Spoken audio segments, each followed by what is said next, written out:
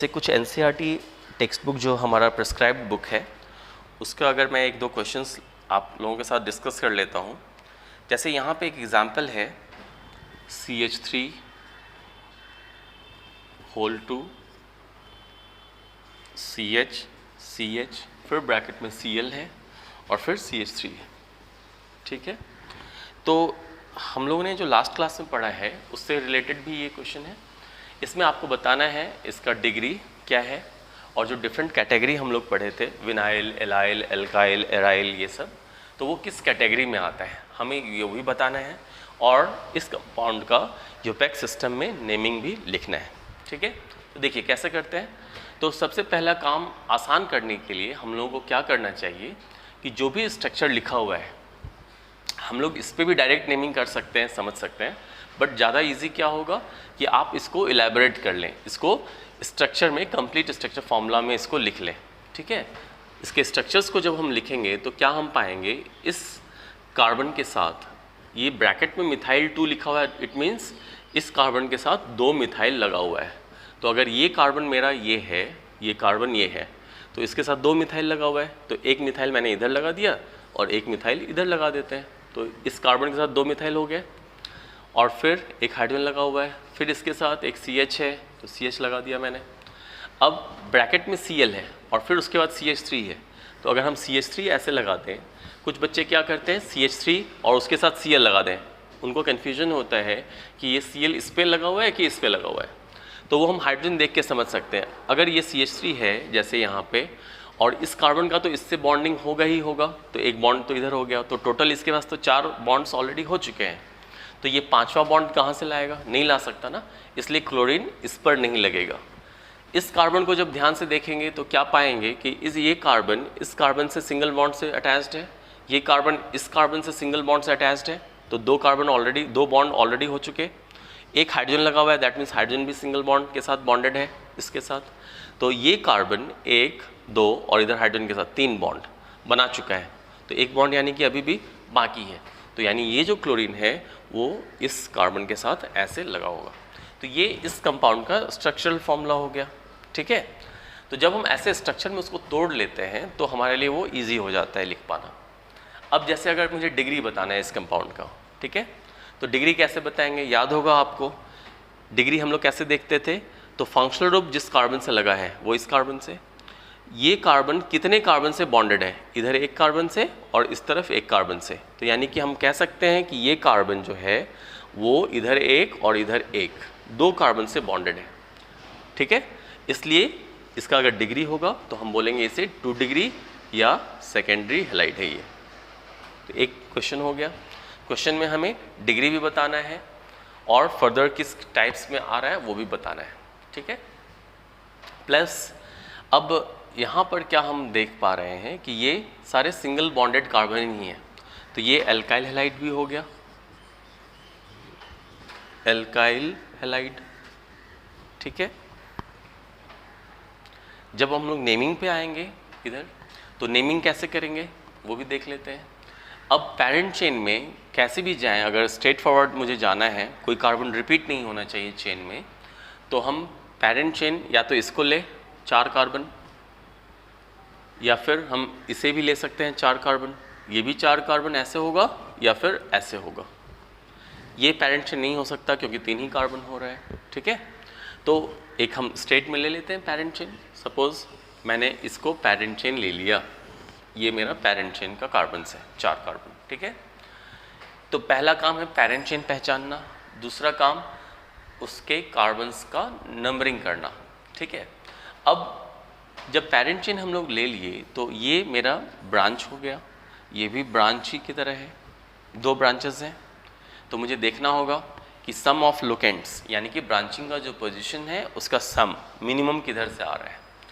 तो अगर मैं यहाँ से नंबरिंग करता हूँ 1, 2, 3, 4 यानी कि 2 और 3, 2, 3 आ रहा है, और अगर इधर से नंबरिंग करते तो 1, 2, 3, 2 और 3 आ रहा है और 4 हो जाता। ठीक है, तो दोनों ही केसेस में इधर से या इधर से करें, सम ऑफ लोकेंट्स या सम ऑफ ब्रांचिंग पोजीशन का जो सम है वो 3 + 2 5 या 3 + 2 5, बात तो बराबर ही आ रहा है। तो जब ब्रांचेस का सम हम जब करते हैं यानी सम ऑफ लोकेंट्स निकालते हैं और वो अगर दोनों ही केस में सेम आ रहा है तो फिर कौन सा सही होगा। तो उस केस में हमें देखना होगा कि अगर सेम ब्रांच है, अगर सपोज़ यहाँ मिथाइल है यहाँ भी मिथाइल होता, या फिर यहाँ क्लोरीन है और यहाँ भी क्लोरीन होता, यानी सेम ब्रांचेस है, तो उस केस में हम किसी भी डायरेक्शन से जाते बात सही होता। बट यहाँ पे जब सम ऑफ लोकेंट सेम आ जाएगा तब आपको क्या देखना है कि डिफरेंट ब्रांचेस है तो अल्फ़ाबेटिकली कौन पहले आ रहा है। जो पहले आएगा उसको फिर हम लोग उस कार्बन को मिनिमम नंबर देंगे। अब जैसे इस केस में क्या हो रहा है, क्लोरीन C से स्टार्ट हो रहा है, मिथाइल M से स्टार्ट हो रहा है, तो ये पहले आता है अल्फ़ाबेटिकली, तो ये जिस कार्बन से लगा है उसको मिनिमम नंबर मिलना चाहिए। तो इसलिए ये 1, ये 2, ये 3 ये सही होगा, क्योंकि ये पहले आ रहा है मगर इसको 3 मिल जाएगा अगर हम इस डायरेक्शन से जाएंगे तो इसलिए हम लोगों को ध्यान देना होगा कि यहाँ पे ये नंबरिंग नहीं होगा बल्कि ये अब सही है, ठीक है। तो इसलिए नंबरिंग जब करेंगे तो 1 2 3 4 ये सही नंबरिंग हो गया। ये हम लोगों ने पेरेंट चेन भी चुन लिया है और ब्रांचेस को आइडेंटिफाई कर लिया। तो अब हम लोगों को नेमिंग जब करना होगा इसका यूपैक नेम, तो कैसे करेंगे, पहले ब्रांचेस लिखते हैं अल्फ़ाबेटिकली। पहले ये आ रहा है C क्लोरो, M से मिथाइल, तो इसलिए इसको पहले लिखना होगा। तो 2 पे है क्लोरीन तो 2 क्लोरो हो गया। 3 पे मिथाइल तो इसलिए 3 मिथाइल, 2 क्लोरो 3 मिथाइल, ठीक है। अब इसके बाद पेरेंट चेन पे आएंगे। पेरेंट चेन में 4 कार्बन तो इसलिए ब्यूट लिखेंगे, प्रीफिक्स 4 कार्बन के लिए ब्यूट लिखा जाता है। और फिर सिंगल बॉन्ड है इसलिए हम लोग वहाँ पे एन लिखेंगे।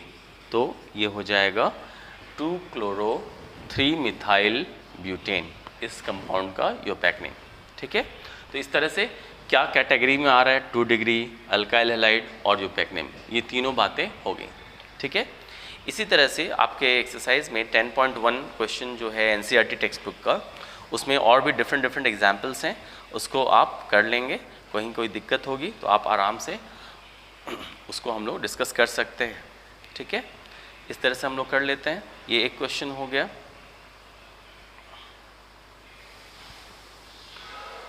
और कुछ क्वेश्चंस हम लोग ले सकते हैं इसमें, इसी ये में। और जैसे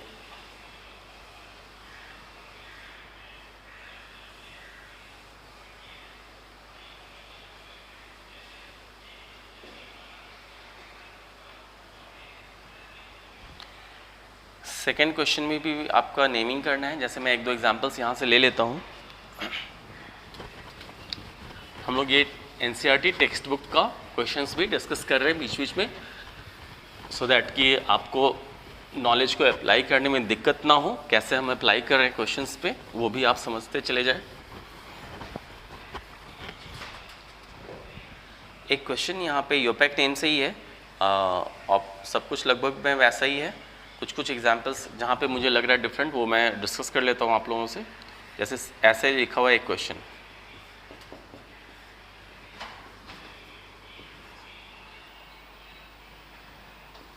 बियर, ठीक है। इसमें आपको यूपैक नेम बताना है इस क्वेश्चन में, ठीक है। तो बस कोई दिक्कत नहीं है, यहाँ पे ऑलरेडी सब कुछ चेन में ही किया हुआ है। तो हम लोगों को पेरेंट चेन चुनना है। अगर मैं इसका थोड़ा सा एक्सपैंड कर दूँ इसको, तो मैं ऐसे लिख सकता हूँ,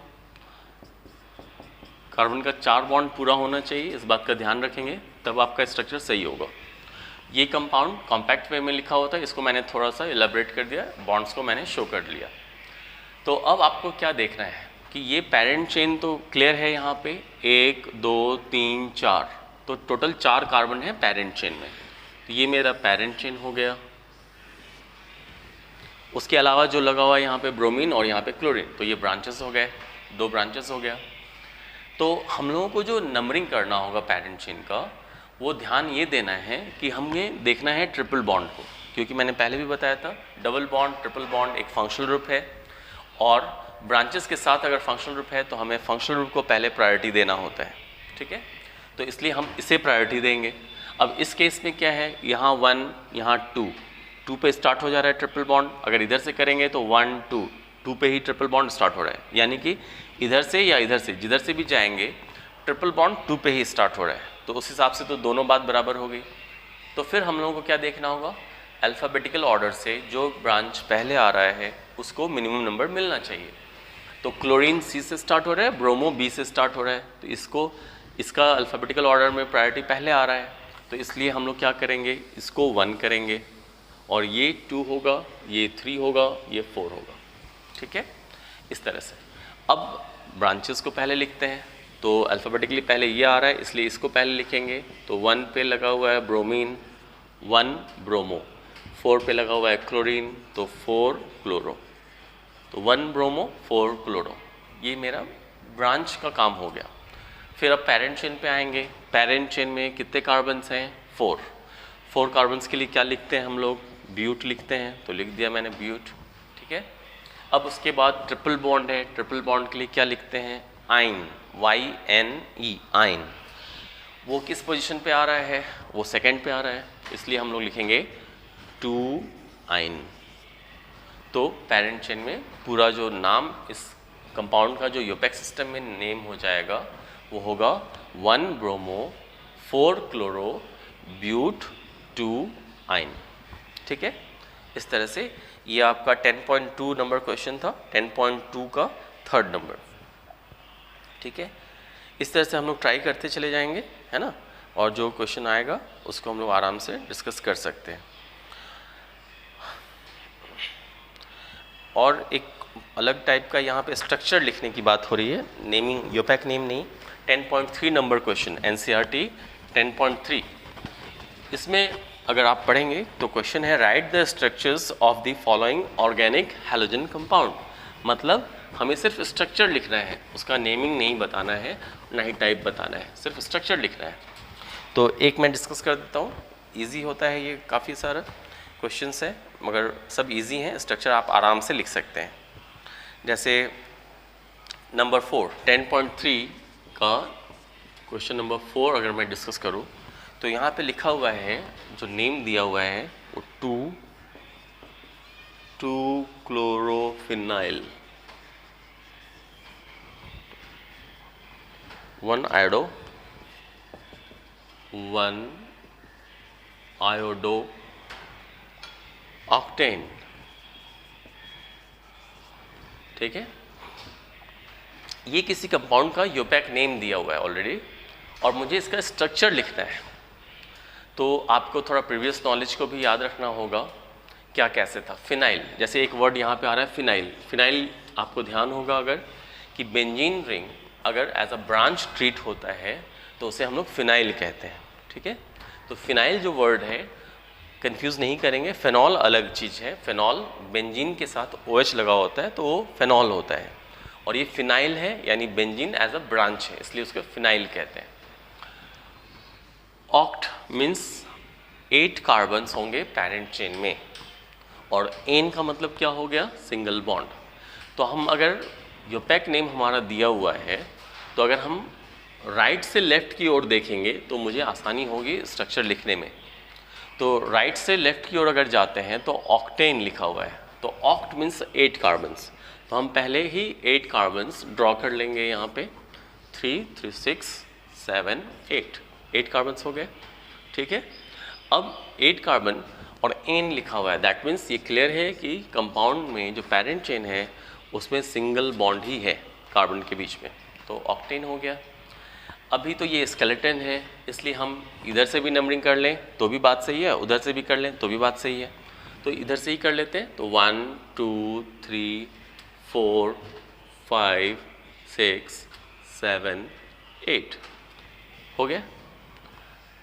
अब हम लोगों को ब्रांच देखना है। 1 पे आयोडो, दैट मीन्स ये पहला कार्बन है, इस पे आयोडो लिखा हुआ है, दैट मीन्स आयोडीन लगा हुआ है, तो 1 पे आयोडो हो गया, 1 आयोडो।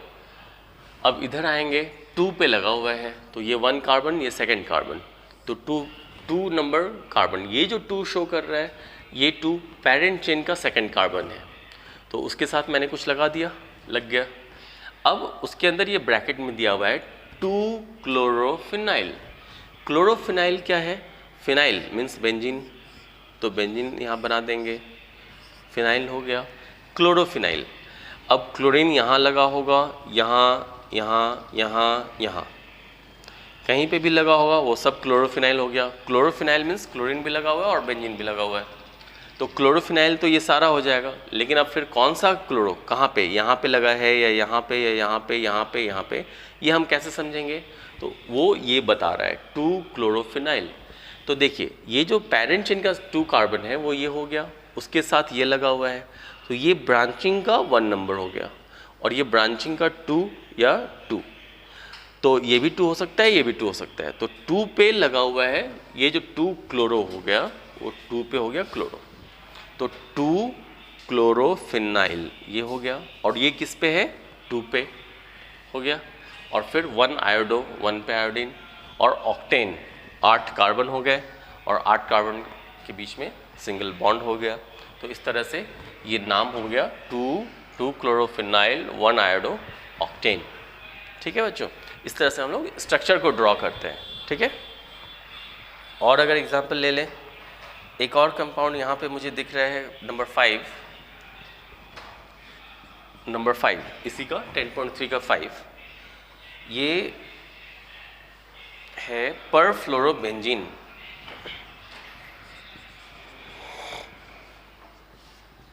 परफ्लोरोबेंजीन, ठीक है। पर का मतलब होता है हर एक, ठीक है, हर एक कार्बन। फ्लोरो यानी फ्लोरीन, बेंजीन तो ये हो गया बेंजीन। तो पीछे से देख रहे हैं राइट से लेफ्ट की तरफ, तो बेंजीन लिखा हुआ था, बेंजीन मैंने ड्रॉ कर दिया। फ्लोरो मीन्स फ्लोरीन लगा हुआ है, और पर लिखा हुआ है, इसका मतलब हर एक कार्बन जो है, बेंजीन का फॉर्मूला होता है C6H6, हम लोग जानते हैं। C6H6 का मतलब ये हुआ 6 कार्बन, और हर एक कार्बन से एक एक हाइड्रोजन लगा होता है बेंजीन में। तो पर फ्लोरो मीन्स ये हुआ कि हर एक हाइड्रोजन की जगह पे एक फ्लोरीन लगा हुआ है, तो ये हो गया पर फ्लोरोबेंजीन। इस कंपाउंड का ये स्ट्रक्चर हो गया। ठीक है, इस तरह से हम लोग करते हैं। एक और मैं एग्जांपल ले लेता हूँ, यहाँ पे क्वेश्चन 10.3 का 7 नंबर। ठीक है, 10 पॉइंट NCERT अगर आपके पास है तो आप उसे निकाल लेंगे, और जो मैं क्वेश्चन नंबर बता रहा हूँ उसको ध्यान से देखेंगे तो ज़्यादा अच्छे से आप रिलेट कर पाएंगे इसको।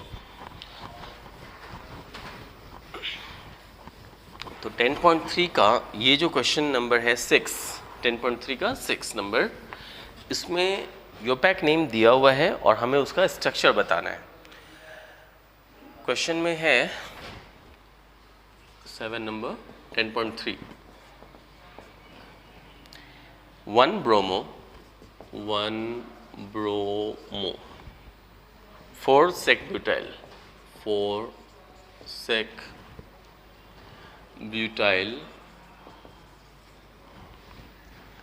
2 मिथाइल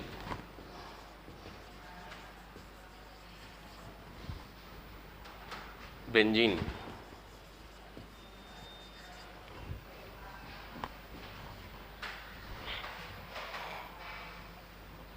ये स्ट्रक्चर, ये आपका यूपैक नेम दिया हुआ है कंपाउंड का, और इसका हमें स्ट्रक्चर ड्रॉ करना है।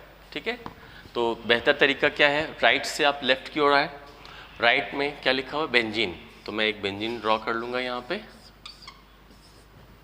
ठीक है, ये बेंजीन, और बेंजीन पे अब क्या देखेंगे, यहाँ तो ये बात बराबर है, सभी पोजीशंस इक्विवेलेंट हैं, कोई भी आप 1 ले सकते हैं, 1 2 3 4 5 6 या कहीं से भी स्टार्ट कर सकते हैं। ठीक है, अगर मैं यहाँ से स्टार्ट करता हूँ तो ये 1 ले लेता हूँ, ये 2 3 4 5 6, तो 1 पे ब्रोमीन लगा हुआ है, तो 1 पे ब्रोमीन हो गया। 4 सेक-ब्यूटाइल 2 मिथाइल, सेकेंड यानी 2 मिथाइल, इस पर मिथाइल डाल देते हैं तो 2 मिथाइल हो गया। 4 सेक-ब्यूटाइल, तो 1 2 3 4, ये 4 नंबर हो गया। इस पे हमें क्या लिखना है, सेक-ब्यूटाइल। अभी थोड़ी देर पहले हम लोगों ने आज ही की क्लास में डिस्कस किया है, N-ब्यूटाइल अगर स्टेट में रहता है चारों कार्बन तो N-ब्यूटाइल होता है।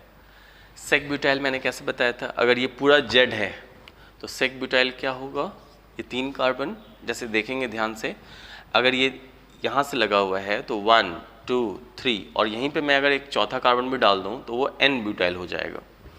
अगर यहाँ पे एक कार्बन डाल दूँ तो वो आइसोब्यूटाइल हो जाएगा। और मुझे अगर सेक लिखना है तो मैं यहाँ पे एक कार्बन, इस कार्बन से एक कार्बन ऐसे या फिर ऐसे लिख सकता हूँ। तो ये हो गया सेक ब्यूटाइल, 4 सेक ब्यूटाइल। 4 1 2 3 4, ये 4 नंबर कार्बन, 4 पे ये सेक ब्यूटाइल लग गया। चूँकि मुझे स्ट्रक्चर लिखना है पूरा, इसलिए हम हाइड्रोजन्स भी डालेंगे यहाँ पे। CH3, ये 1 H, यहाँ पे 2 H और यहाँ पे 3 H। तो इस तरह से ये स्ट्रक्चर हो गया इस कंपाउंड का जिसका यूपैक नेम दिया हुआ है। ठीक है, इस तरह से हम लोग कर लेंगे। ठीक है, और बाकी इजी ही है, मैंने ये सब बता ही दिया है। एक और है टर्ड ब्यूटाइल, उसको भी ज़रा चेक कर ही लें हम लोग तो ज़्यादा अच्छा रहेगा, नहीं तो स्टूडेंट्स को जनरली कन्फ्यूजन भी होता है टर्ड ब्यूटाइल, सेक ब्यूटाइल और आइसोब्यूटाइल ये सब समझने में। ठीक है, 6 नंबर क्वेश्चन है, 10.3 का ही 6 नंबर। इस पे अगर हम लोग बात करें तो 10.3 क्वेश्चन नंबर 6, यहाँ पे 4 टर्ड ब्यूटाइल दिया हुआ है, 4 टर्ड ब्यूटाइल, 4 टर्ड ब्यूटाइल, 3 आयोडोहेप्टेन, 3 आयोडोहेप्टेन। ठीक है, तो हेप्टेन हम लोग राइट से लेफ्ट की ओर देखेंगे तो स्ट्रक्चर बनाना आसान होगा। मैं बार बार ये रिपीट कर रहा हूँ ये बात। तो हेप्टेन, हेप्ट और एन, हेप्ट मीन्स 7 कार्बन और एन का मतलब होता है सिंगल बॉन्ड। तो ये हो गया हेप्टेन, है ना, 3 6 7, 7 कार्बन और सिंगल बॉन्ड हेप्टेन। अभी ये स्केलेटन है, सभी आप इधर से भी 1 कर सकते हैं या उधर से भी 1 कर सकते हैं, बात बराबर है। तो मैं यहीं से कर लेता हूँ, ये 1 2 3 4 5 6 7। ठीक है,